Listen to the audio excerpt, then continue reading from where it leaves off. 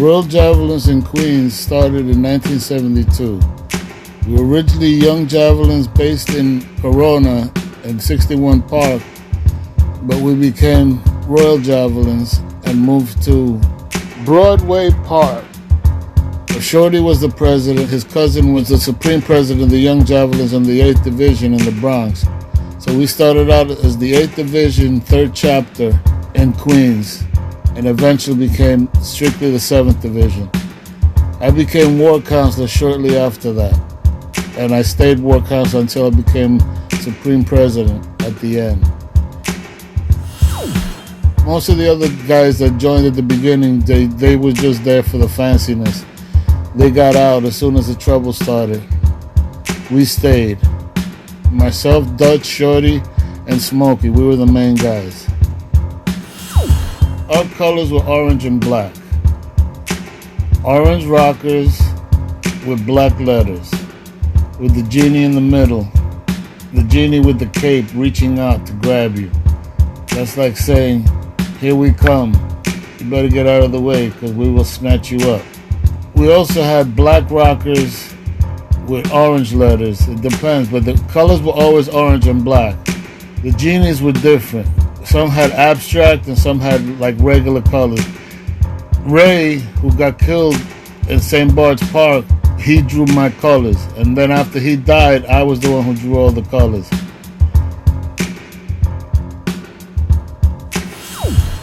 When we started out, we were in Corona.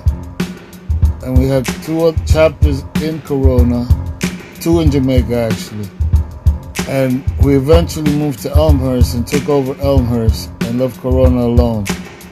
We met Savage Nomads and the 7 Immortals in Elmhurst. We had a meeting. We decided to become friends and, affiliates and stuff, which lasted for a couple of years until we kicked them all out.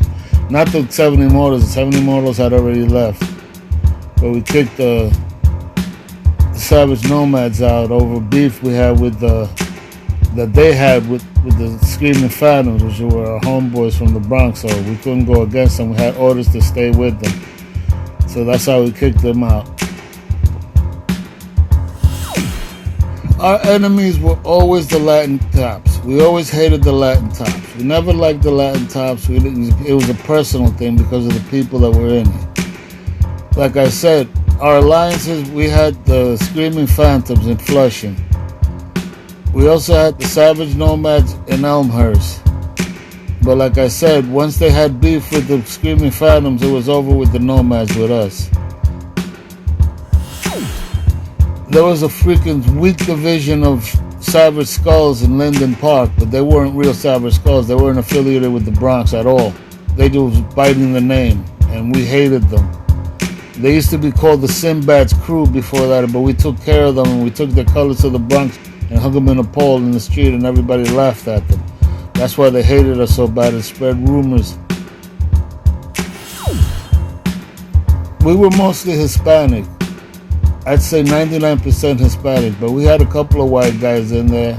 We had a couple of black dudes, but it was mostly Hispanic.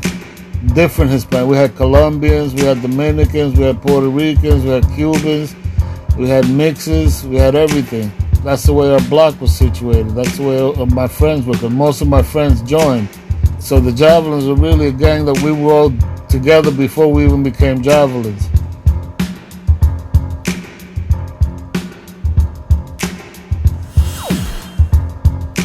There were Dominicans in like most of the gangs. A lot of them they just downplayed it, but it was, everybody talked a lot of crap, but Dominicans and Puerto Ricans got along fine in the 70s. I don't remember any problems, oh, you're Dominican, blah, blah. No, everything was cool. And I knew gangs that was completely Dominican in Washington Square and stuff like that, but most gangs were mixed. There was always Dominican here, Dominican there, white dude here, white dude there. Black dude saved my life in the rumble against the black space. We always represented back in the day. Nobody believed me that I was Dominican because I grew up in New York since I was 6 years old, and I grew up around a lot of Puerto Ricans. So when I speak, they think I'm Puerto Rican, but I'm not. And I always represented that I was Dominican. I always said it. I even had a Dominican flag on my camouflage hat that we used to use in, back in the day as part of the gang thing, as a gang hat. So yeah, there was a lot of Dominicans. Some of them just wouldn't show it because they were too Dominican. They were too hickey. I wasn't like that. But there was also just strictly Dominican gangs. Like I said, we started in Corona, and Corona is mostly Dominican. So even though we were mixed, out of the 3 divisions that we had in and around Corona, 2 of them were almost completely Dominican. And I knew a lot of Dominicans. And Little Dutch, the one that got killed, they said that the 7 Immortals did it, which they didn't, he was also Dominican. So yeah, I knew a lot of Dominican OGs back in the day. And I still do. I'm one of them.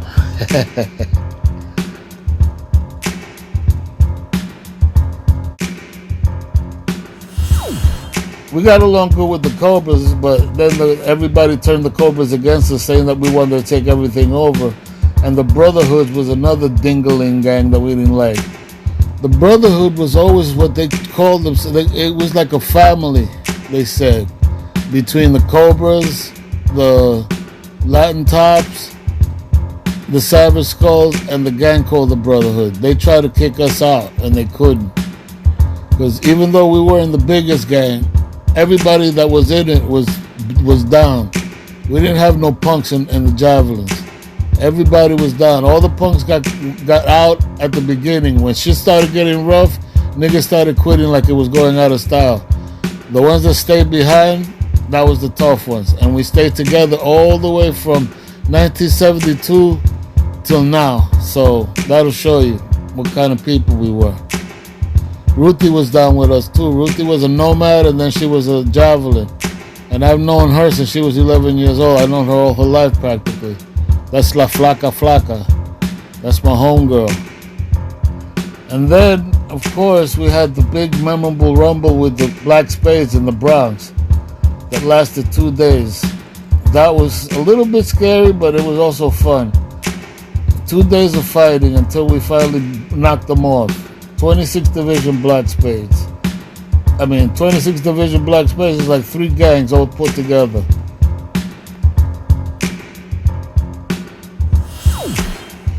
I guess a very memorable moment was when Ray died in St. Bart's Park. After Ray died, basically the Royal Javelins broke up, and the young Javelins took over as Royal Javelins. We moved up. And that's when the situation became Dutch as the president, Smokey as vice president, and me as war counselor. And that's the way it stayed. We were the main 3 guys. We were the guys everybody knew.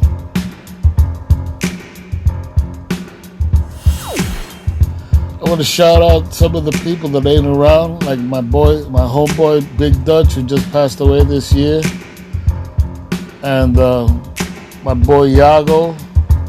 And my boy Junior, especially my boy Junior, who also passed away. A lot of people passed away, but I guess I'm still around. Thank you to King Class for letting me tell my story. This is Jose, Supreme President, Royal Javelin.